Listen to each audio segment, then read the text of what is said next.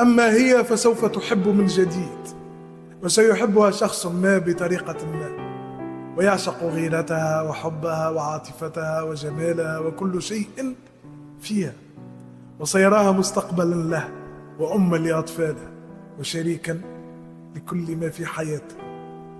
وسيتحدثون سيتحدثون لساعات بل لأيام، وستتحدث عني بسوء وتخبره كم كنت شخصا سيء أناني لا أعلم، لكنه سيكرهني في الحالتين، بل سيلعنني وسأصبح عدوه الذي لا أعلم عنه شيئا. سيخبرها أنه سيأخذ مكاني وأنه سيكون العوض الجميل من رب العالمين.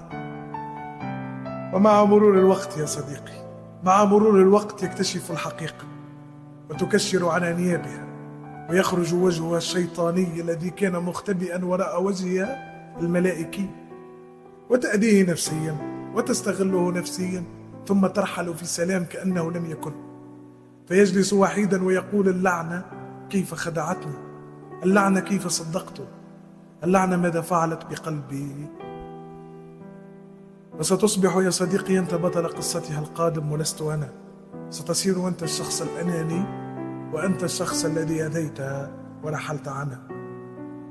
فدعني أخبرك بشيء: عفى الله عن قلوب كسرت وخذلت، ولسامح الله عن ناس ادعت الحب وادعت المودة وهي في قلوبها كان الشر.